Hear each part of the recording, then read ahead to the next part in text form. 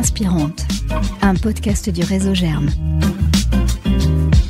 Bonjour et bienvenue dans le podcast par et pour les managers. L'association Germe, réseau de progrès des managers, propose une offre croisée près de chez vous. 2 cycles de formation inspirants, Germe destiné aux managers et cadres dirigeants, et Émergence pour les managers de proximité. Germe, ce sont aussi des événements apprenants et des outils innovants. Alors justement, voici un événement innovant, le Grand Tour Germe, avec pour fil rouge, le manager conscient et vivant. Et aujourd'hui, nous ajoutons un regard sur la notion de territoire. Que vient faire le territoire dans votre management et la réussite de votre entreprise ? Voici la 3e étape du Grand Tour Germe, aujourd'hui en Bretagne. La graine inspirante, un podcast du réseau Germe. Et dans le cadre de l'épisode 3 du Grand Tour Germe, nous sommes aujourd'hui à la Gacilly en Bretagne et en public. Vous avez besoin d'un public en forme ? Vous appelez des germistes, vous avez la quasi-certitude que ça se passera bien. 2 participantes Germe, un invité 100% local, un conférencier morbihanais pour parler de la façon dont la transformation des entreprises impacte le territoire et la société. Cécile Landreau, bonjour Cécile. Bonjour. Et DAF et DRH au sein de Giffard. Vous savez, les célèbres sirops, Giffard. Voilà, l'amande pastille, vous connaissez. Voilà, dans le Maine-et-Loire. Et tu es venu avec des pailles. Oui. Des pailles en maïs. En maïs, et ouais, et ça change tout. Tu nous diras en quoi ces pailles nous parlent de belles histoires. Sandrine Deberle est directrice des opérations chez Navoti, près de Tours, et tu es venue avec une girafe, Sophie. Et en plus, bonjour. c'est une vraie Kikouine. Tu vas nous parler de cette girafe tout à l'heure. Auguste Coudray, ex-directeur de la communication chez Yves Rocher, vous savez, la petite entreprise pas très connue là, cofondateur du festival Photo de la Gacilly, ici. Dans le Morbihan, tu vas prendre le public en photo peut-être ? On vit déjà avec les photos ici, on n'enregistre peut-être pas trop. D'accord, ok, préparez-vous sourire, on ne sait jamais. Maxime Blondeau, enseignant, conférencier, cosmographe, sort tout juste de l'animation d'un atelier, on va te laisser souffler quelques instants. Bonjour à tous. Tu es venu avec des cartes, on ne les a pas à l'écran là, mais en tout cas des belles cartes qu'on peut retrouver sur ton profil LinkedIn, puisque tous les jours tu nous proposes sur LinkedIn des cartes, des façons de concevoir le territoire. La graine inspirante. Un podcast du réseau Germe. Cécile, en tant que DAF, on t'attend sur autre chose que des pailles en maïs. Oui, tout à fait. On est d'accord, c'est un peu ce que t'ont dit tes collègues du comité de direction de Giffard. Ouais. Et alors, qu'est-ce qui s'est passé après ? C'était en 2019, il y avait une grosse... on produit des liqueurs et des sirops. Pendant cette année 2019, on a appris que de toute façon tout ce qui était plastique à usage unique allait être interdit. Donc comment on allait faire pour mettre des pailles dans nos cocktails ? Tous nos produits à la fin sont des cocktails. Donc tu viens avec ce qui semble être un détail, mais pas tant que ça en réalité. Donc c'était la grosse question dans l'entreprise, comment on allait les remplacer. Et donc, fin 2019, je suis arrivée à un CODIR où on m'attend sur des chiffres, globalement, sur des indicateurs, et j'ai sorti mes pailles. Et je leur ai dit, que... l'avenir, il est là. Non, c'était surtout qu'on se posait des questions sur des pailles, mais globalement, ces pailles-là allaient peut-être nous faire réfléchir sur notre démarche RSE de l'entreprise. C'est un objet un peu déclic qui va vous amener à construire une vraie démarche RSE. C'est quoi ? Alors, juste derrière les pailles, il se passe quoi pour construire autre chose que ce qu'on pouvait qualifier de greenwashing, hein. C'était un peu une... Clairement, moi mon but ce jour-là d'amener des pailles au CODIR, c'était de faire le déclic auprès de mes collègues et de la direction et de dire ok, on lance une démarche, on est dans une démarche RSE, mais il faut que ce soit une véritable démarche RSE sans greenwashing. Comment on passe d'un objet hyper concret à quelque chose de beaucoup plus de l'ordre de la vision ? Clairement, tous les mois de janvier, on a une journée d'entreprise. Cette journée-là, tout le monde revient et on fait vraiment une journée d'entreprise. Et suite à ce CODIR-là, pendant le CODIR, on a pris la décision de faire une journée sur comment de faire travailler tous les salariés sur notre démarche RSE et qu'est-ce qu'on allait mettre en place sur cette année 2020. Donc on a fait des ateliers toute la journée Et on est sorti une création d'une équipe Green Team dans l'entreprise, donc sur du volontariat, et puis différentes initiatives. Bon, est arrivé le Covid, donc forcément toutes ces initiatives se sont arrêtées. Il y a des objectifs des accords de Paris, de décarboner notre industrie en 2050 et d'avoir une neutralité carbone. Et c'est notre ambition dans l'entreprise. Donc finalement, quand on est perdu, on va chercher les accords de Paris. Entre autres, nous, on s'est référé à ça. Et, c'est simple, en fait. Non, c'est pas si simple à faire. Globalement, c'est pas si simple à faire. D'en établir des objectifs. Tout à fait. Ouais. C'est quoi, justement, les irritants ? Qu'est-ce qui constitue les difficultés au quotidien, justement ? Ce qui est complexe, c'est on a mesuré notre bilan carbone, on l'a fait 2 fois. Et au-delà du bilan carbone, nous, on intervient sur la biodiversité. On a un enjeu de biodiversité parce qu'on macère des fruits pour nos liqueurs. Donc forcément, on se rend compte qu'il y a une difficulté sur la biodiversité, une baisse de la biodiversité. Donc il y aura un impact à terme sur l'agriculture et on le voit. On le voit, s'il y a des sécheresses, on n'a pas de petits fruits, on n'a pas de cassis pour faire de la liqueur de cassis ou de la crème de fruits, par exemple. On l'a déjà vécu, ça. Donc finalement, c'est d'abord intéressé comme démarche. Clairement, oui, bien sûr. C'est normal. Ouais, mais c'est bon de le dire. C'est bon de le dire pour ceux qui hésitent encore à se lancer. Et puis on en parlera avec Maxime tout à l'heure. Lors d'un atelier, il parlait des fameux 8 à 10% de platistes. On a tendance à revenir en arrière parfois. Donc voilà, réaffirmons que c'est intéressant à tout point de vue, et y compris au niveau des ressources humaines. Parce qu'avant d'être une marque d'engagement plus vaste, une contribution pour la planète et pour le développement du territoire dont on parlera, c'est aussi un outil pour embarquer les salariés. Oui, alors c'est ce qui est le plus difficile actuellement. D'embarquer, on a une Green Team qui est assez motivée. Et on le voit bien si on fait des animations, par exemple, le midi, sur ces sujets-là, il y a que les collaborateurs qui sont déjà intéressés par le sujet qui viennent. Comment on embarque tout le monde ? Donc ça veut dire qu'il y a un moment, il va falloir faire des... moi, je le vois comme ça. Inviter Maxime Blondeau. Peut-être. Peut-être. Peut-être, non, mais tout à fait. Et c'est surtout... J'ai son 06. Ok. Non, mais c'est surtout... Ça, c'est une éternelle question. C'est comment mobiliser, comment faire en sorte que ça démarre. Moi, je pense qu'il faut d'abord que ce soit sur le temps de travail. Il y a un moment donné, tu ne peux pas demander à... nous, on est des sites de production. Tu ne peux pas demander à des salariés qui travaillent déjà en 2-8, quand ils ont fini leur journée à 13h, de rester pendant une heure un atelier sur la biodiversité, sur le climat. Voilà, ils en sont loin.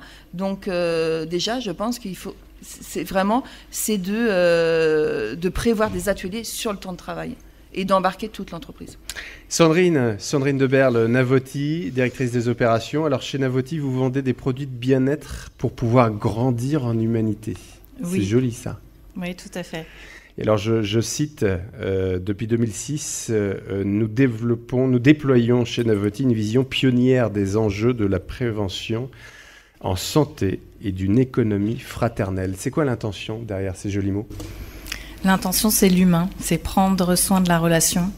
Et en fait, l'entreprise n'est qu'un prétexte à la rencontre et à la relation entre les gens dans l'équipe et ce qu'on appelle toutes les parties prenantes, qu'elles soient internes ou externes. Donc voilà. Le but de l'entreprise, c'est le chiffre d'affaires quand même. Non, le but de l'entreprise elle-même, non ? Non, c'est une énergie qui est circulante et qui permet à tous de vivre effectivement, mais ce n'est pas l'objectif premier de la structure. C'est vraiment la rencontre et l'humain. Petit silence, ça fait du bien. Voilà, pour derrière ce que tu viens de dire. Vous avez mis en place un management organique. C'est quoi ? C'est notamment l'utilisation de la méthode Opale. Oui, tout à fait. Alors, la méthode Opale s'appuie sur 3 piliers. C'est l'autogouvernance partagée. L'autogouvernance partagée. Alors, gouvernance partagée, je l'avais. Auto ? En fait, l'objectif, c'est de supprimer en partie la hiérarchie. Et que les gens soient de plus en plus responsables et entrepreneurs de ce qu'ils font.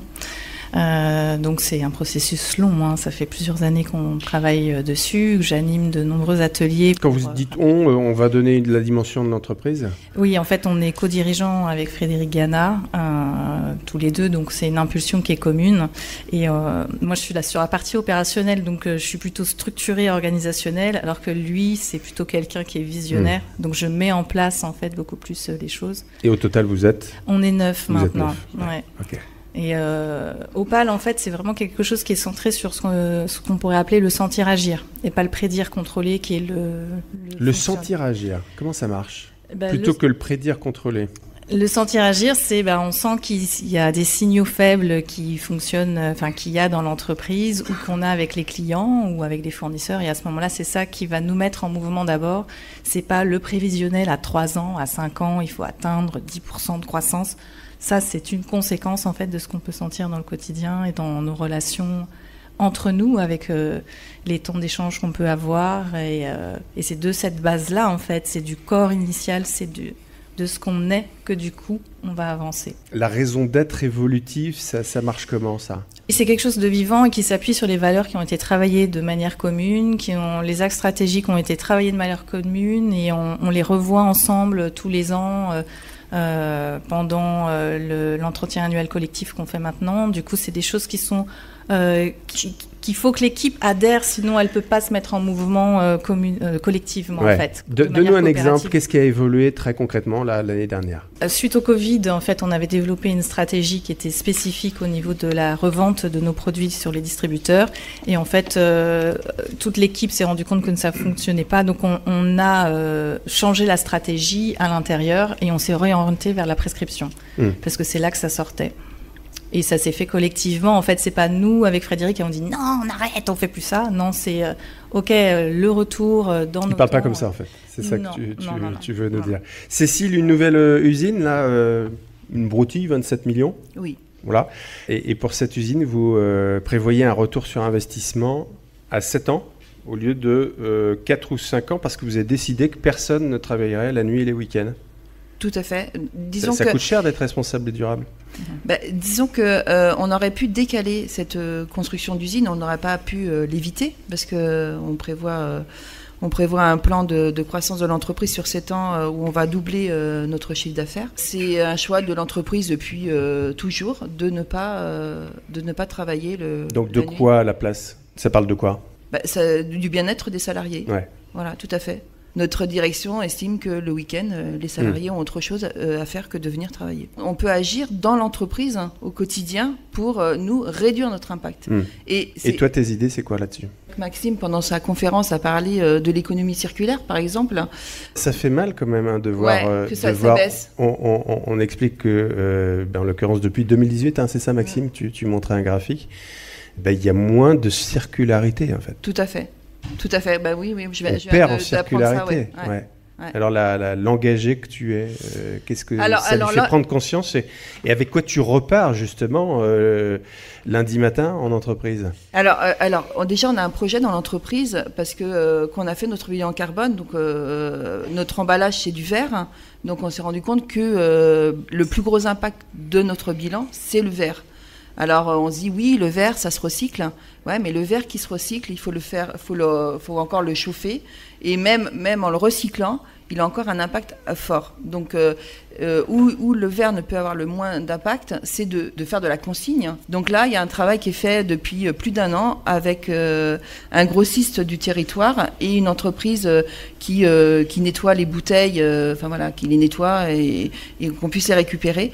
Donc on a fait notre premier test de bouteilles récupérées et qu'on a remis sur la ligne donc on a reconditionné parce qu'on ne savait pas si nos bouteilles allaient tenir à un deuxième conditionnement. Le test a été positif.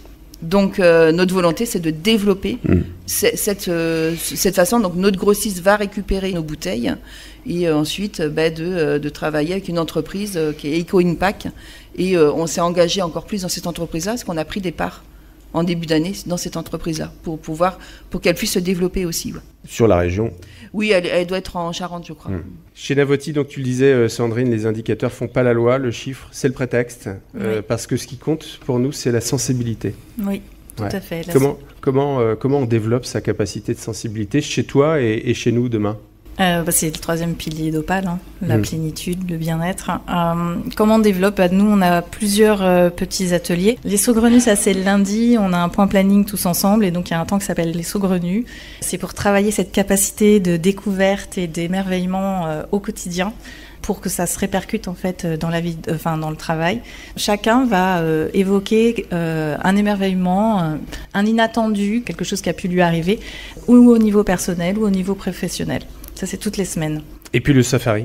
Et alors le safari, ça c'est tous les 15 jours. C'est un temps qui est composé de 2 parties, donc les irritants et les réussites. Les irritants, ça veut dire que j'en ai marre, il y a des verres qui traînent dans la cantine. Parce que les biens communs, les espaces communs, c'est le vivre ensemble et le faire ensemble, c'est primordial pour que ça fonctionne dans l'entreprise. Donc on en parle tous.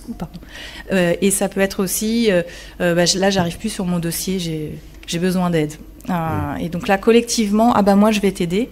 Les réussites, ça va être, on a réussi un salon, c'est collectif ou personnel, mais toujours d'un point de vue entreprise.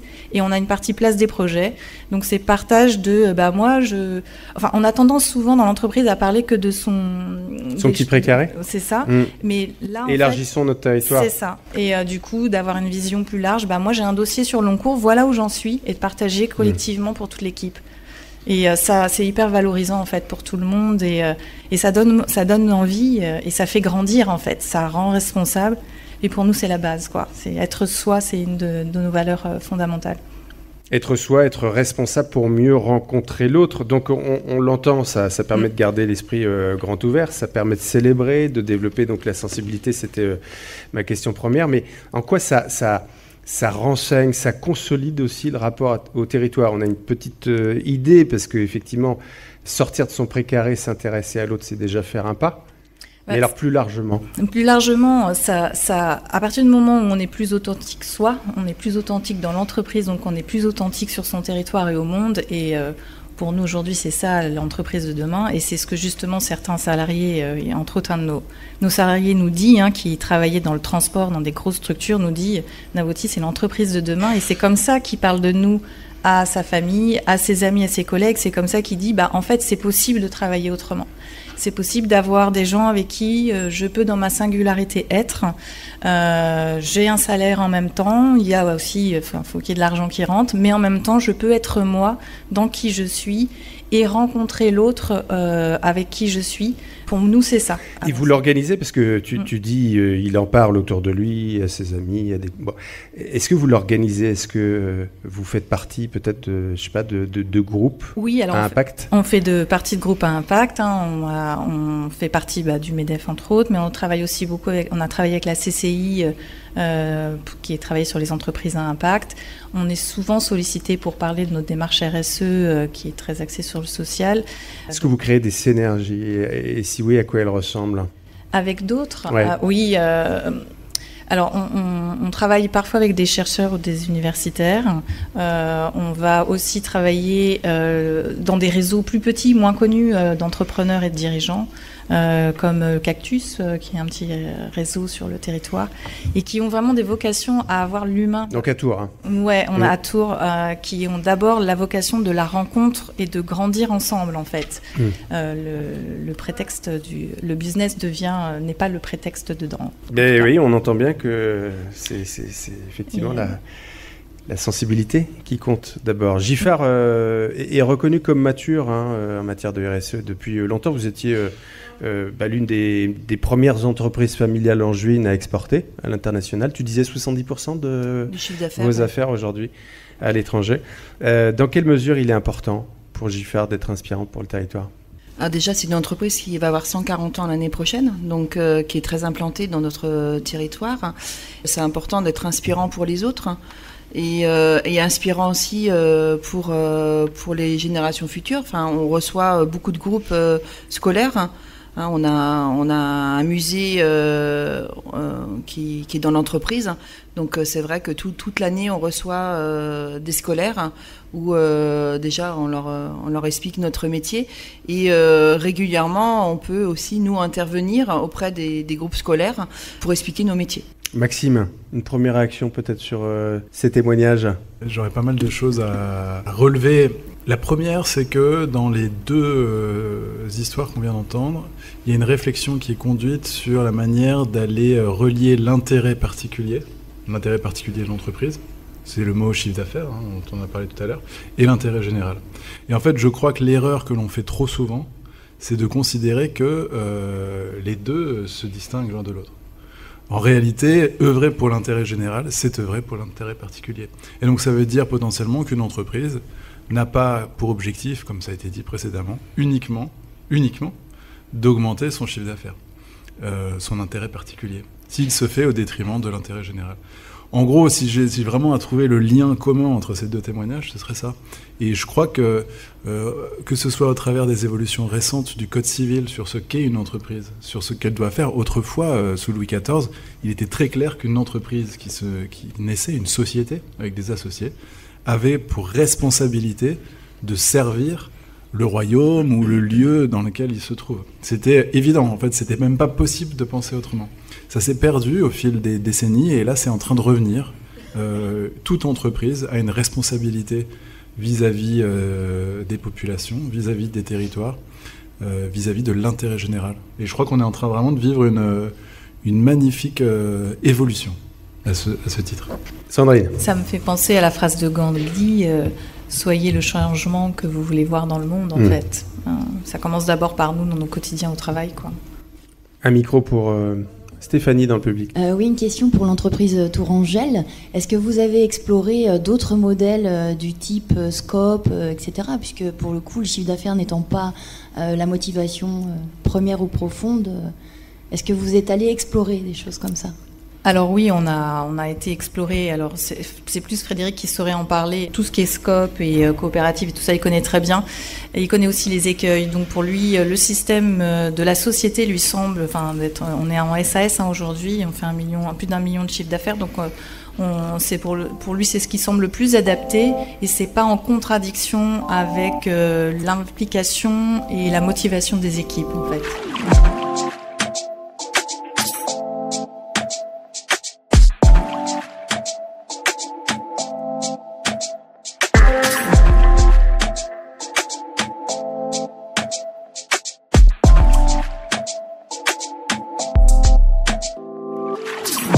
Vous vous employez au quotidien à relier les besoins de votre entreprise, de ceux de vos salariés, de vos clients, de la préservation de la planète. Vous êtes-vous également interrogé sur la place du territoire ? En quoi est-il important pour une entreprise de prendre en compte cette notion pas seulement géographique et de tenter de l'approcher avec plusieurs prismes ? Le cosmographe Maxime Blondeau nous répond après le témoignage à présent d'Auguste Coudray, cofondateur du Festival de la photo à la Gacilly, le berceau de l'entreprise Yves Rocher. La graine inspirante, un podcast du réseau Germe. Auguste Coudray, ex-directeur de la communication chez Yves Rocher, cofondateur du Festival de la photo de la Gacilly où nous sommes aujourd'hui et dirigeant du Val Richard. C'est un hameau qui accueille des particuliers, des entreprises. Et également, tu es membre du réseau Produits en Bretagne. Waouh, tout ça pour un seul homme.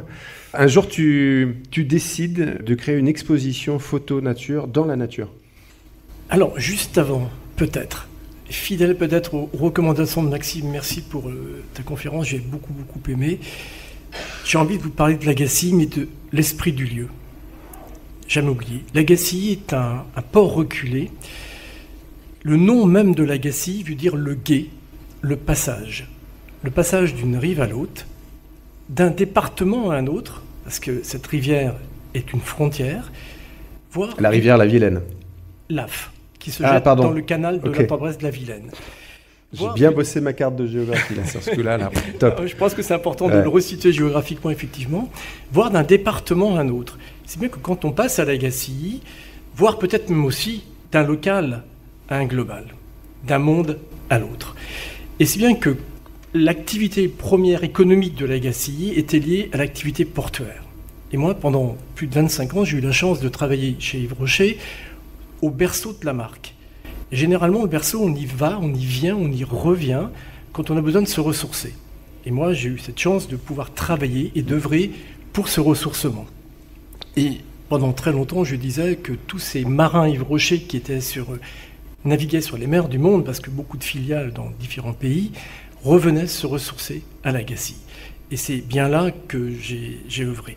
Et pour répondre à ta question, j'ai travaillé aussi sur une destination avec les équipes, bien entendu. Et je salue les quelques personnes, avec anciens collègues qui sont ici dans la salle, que je remercie. On a travaillé sur la destination L'Agassi. Et comme toute chose, quand on dit destination, on a en tête la promesse de ce que tu vas vivre dans un territoire.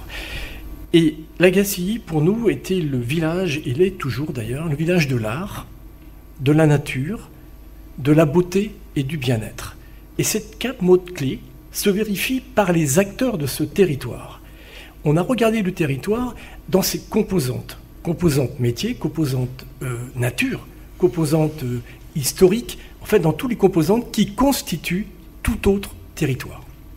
Et à partir de ça, on en a fait plusieurs métiers, mais on a permis à des milliers, des millions de personnes de découvrir une marque. Et si on veut que les produits de cette marque se vendent, il faut qu'ils connaissent les gens qui les fabriquent. Et ça, les témoignages précédents me rappellent aussi qu'une entreprise, ce sont les femmes et les hommes qui y travaillent, qui la font. Et moi, j'ai beaucoup aimé vos témoignages parce qu'ils remettaient l'humain au centre.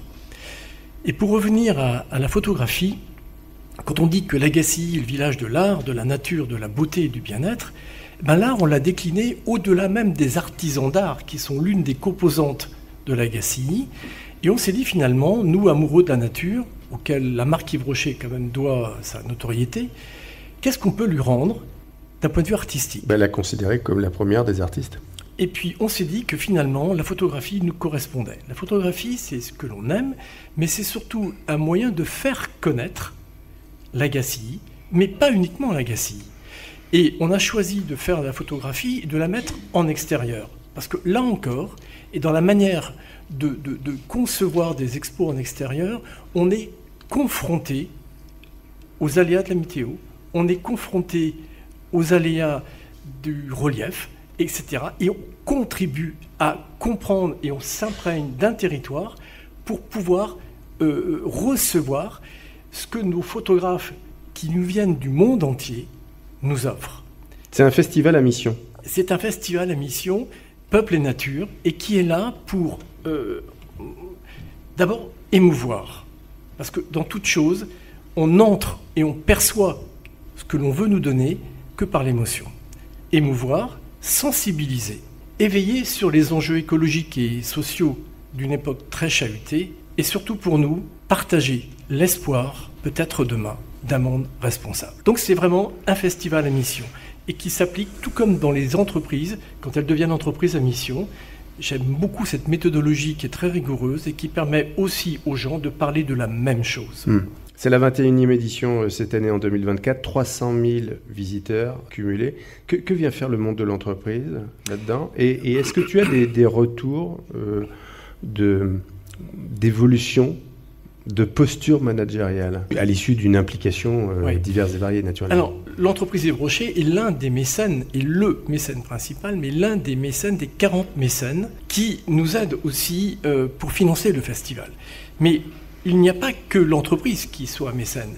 Les artisans d'art le sont, les collectivités. Et on a plus d'une centaine de bénévoles qui nous donnent leur temps, hommes, femmes, pour monter les expos. Donc en fait, le festival est porté par les habitants de ce territoire. Et ce que je leur dis souvent, c'est que ce festival leur appartient.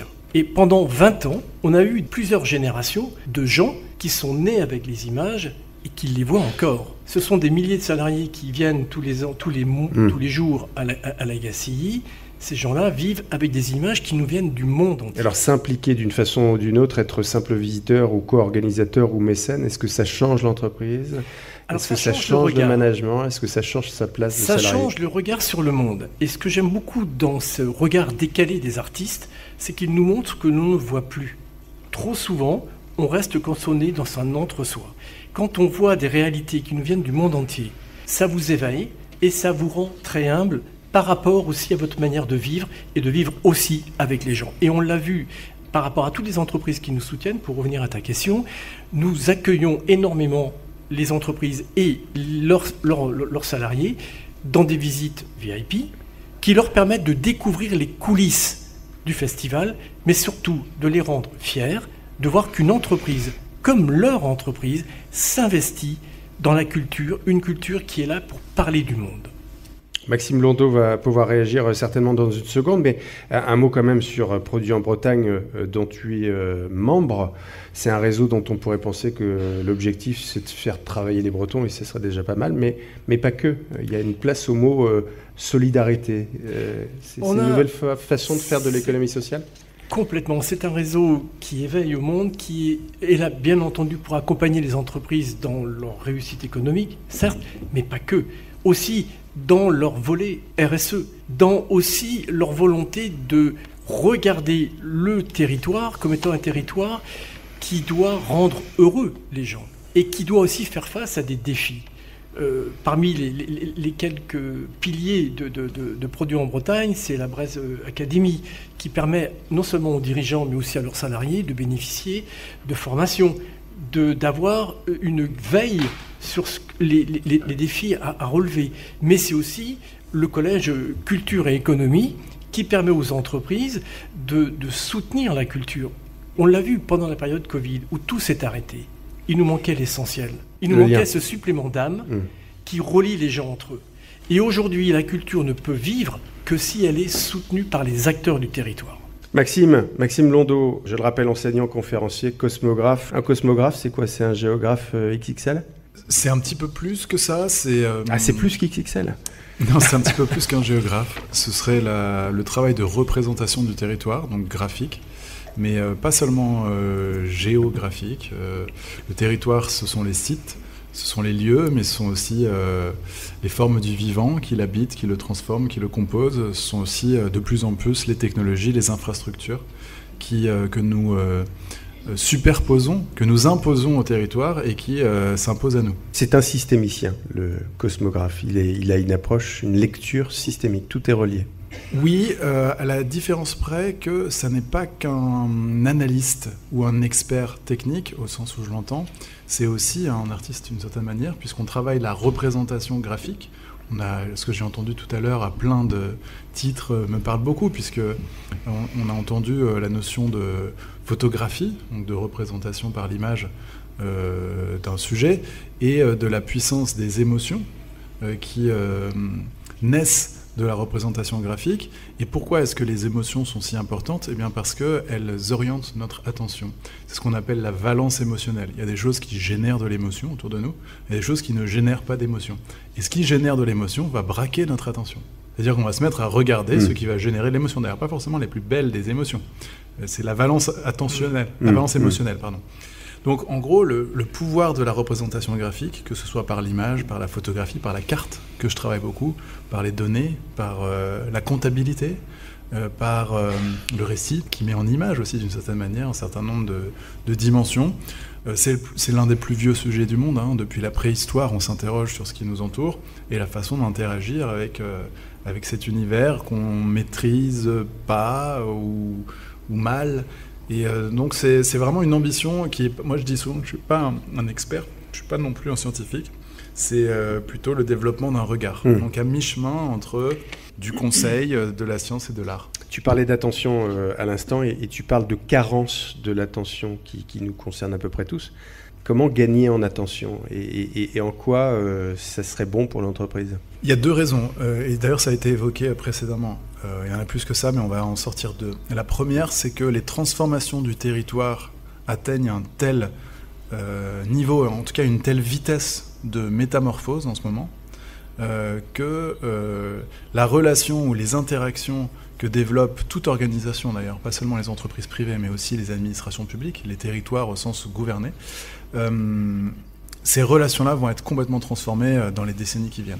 Donc il y a des risques à identifier. Donc prendre conscience du territoire, c'est prendre conscience des risques. Donc c'est prendre conscience de ce qui va changer. Et beaucoup de choses vont changer. On parlait d'agriculture, on parle du rapport à l'eau, on parle du rapport au géo, du rapport au vivant. Et donc tout ça, ça a des impacts économiques. Donc la première vertu d'une amélioration de la conscience du territoire, je vais y revenir, mais territoire local et territoire global, tous les échelons des territoires sont importants à articuler, et bien c'est Le premier moteur devrait être l'intérêt particulier. Et puis ensuite, il y a un deuxième niveau qui est celui de comprendre l'impact de l'entreprise sur ce dit territoire. Parce qu'en fait, chacun à notre échelle, individuelle ou collective, on agit sur le monde. Et en fait, les êtres humains agissent de plus en plus sur le monde, de siècle en siècle. On agit de plus en plus sur le monde, on le transforme, on le dérègle. Parfois, on le nourrit, parfois, on le soigne. Et il s'agit justement de mesurer cette action. Et là, on parle plutôt de la contribution et donc de l'intérêt général. Et ce que je disais juste avant, c'est que les deux se rencontrent, l'intérêt général et l'intérêt particulier. Donc voilà comment je répondrais. Pourquoi est-ce que... Et puis il y a une troisième dimension quand même, qui est importante, qui est celle que moi j'appellerais plutôt de l'ordre du spirituel ou du... En fait, le bon mot, ce serait cosmologique. En fait, c'est comment est-ce qu'on se sent, comment est-ce qu'on vit nos existences. Et en fait, je pense qu'à tout niveau social, dans tous les territoires, un grand nombre d'êtres humains aujourd'hui est en train de ressentir le dysfonctionnement, est en train de ressentir une distanciation, une déconnexion, un malaise, un mal-être. Et les technologies contribuent grandement à nous déconnecter de nos sens, de nos ressentis. Les technologies modifie, altère notre perception de l'espace et du temps. Depuis le feu, quand on a découvert le feu, qu'on peut considérer comme l'archétype de la technologie, on a changé notre rapport à l'espace et au temps. Le feu nous a permis de voir plus loin ou plus tard le soir. C'est pareil avec l'iPhone aujourd'hui ou le smartphone. Le smartphone permet de recevoir de l'information, de percevoir le territoire, l'espace et le temps. On a des notifications tout le temps, etc. Ça, c'est valable pour toutes les technologies. L'anthropologie nous montre que une technologie, un système technique, altère notre perception de l'espace et du temps. Mais ça ne dit pas que ça l'altère en mal ou en bien. Un système technique transforme notre relation à l'espace et au temps, mais il peut le transformer en mal. Et donc, du coup, nous déconnecter, nous détacher, abîmer le territoire. Mais il peut aussi potentiellement le nourrir, et on l'a fait à maintes reprises dans l'histoire de l'humanité, le nourrir, le soigner. Et donc, en fait, la technologie, elle a justement ce pouvoir de braquer, d'orienter les attentions, et aussi d'interagir sur notre perception du territoire. Donc ça c'est important, c'est-à-dire que la technologie n'est pas par nature un outil ou un canal de déconnexion. Elle peut être utilisée à bon escient pour nous reconnecter. Bien sûr, bien évidemment. Mais il se trouve que tu évoques l'idée tout à l'heure dans ta conférence qu'il est important de ressentir davantage. Est-ce que nos smartphones nous permettent de ressentir ? Alors ce serait quoi tes trucs, tes astuces pour que les managers qui nous écoutent influent sur des retours aux sources sensorielles ? Alors, le premier moyen, et ça c'est plutôt des sujets de politique de RH, de ressources humaines d'une certaine manière, mais aussi de culture d'entreprise, c'est l'idée de réfléchir à la relation organique, donc biologique, donc corporelle, sensorielle, des employés, des équipes avec le territoire. Quelle est cette relation ? Comment est-ce que les employés, les équipes qui composent, qui font cette entreprise, vivent le territoire ? Est-ce qu'ils le ressentent ? Est-ce qu'ils en sont coupés ? Est-ce que c'est du plein air ? Est-ce que c'est à l'intérieur ? Donc en fait, cette logique de sensorialité, pour moi, c'est un préalable à une réflexion réelle sur la relation d'une entreprise avec un territoire. Ça me paraît évident, en fait. Mais c'est pas si simple à le mettre en place en pratique. Pourquoi ? Parce que ce qui nous coupe de la relation au territoire, ce sont des couches et des couches d'infrastructures techniques. Quand on prend un système de mobilité, de transport, est-ce qu'on peut... Moi, par exemple, j'habite à Vannes. Je suis à 45 minutes. Donc, on peut regarder les infrastructures techniques qui me permettent de me déplacer à un lieu, d'un lieu à l'autre. Il y a la voiture, il y a le train, il y a le vélo. La Bretagne, par exemple, est la région de France avec le plus grand nombre de kilomètres de pistes cyclables. Et pour autant, les individus de Bretagne ont plus de 2 véhicules par famille, par foyer. Donc en fait, pourquoi ? Parce que les déplacements en voiture sont indispensables pratiquement partout, sauf dans certaines grandes villes comme Rennes ou Brest à l'intérieur, qui ont des transports en commun. Ce que je veux dire par là, c'est que les infrastructures techniques et donc la programmation qui va dérouler de l'urbanisme, de l'ingénierie ou des politiques publiques ou des investissements qui sont faits sur le territoire, nous programmer. En fait, créer des filtres ou des miroirs ou des écrans entre nous et le territoire. Donc c'est pas parce qu'une entreprise se dit je veux reconnecter mes employés au territoire qu'ils arrivent à le faire si facilement. Il y a une réflexion en amont à faire. C'est pour ça que j'aimais bien tout à l'heure cette idée que l'entreprise a un rôle à jouer dans le territoire, mais pas seulement pour son intérêt particulier, c'est le cas aussi, mais aussi parce qu'il contribue à la construction d'une relation collective au territoire.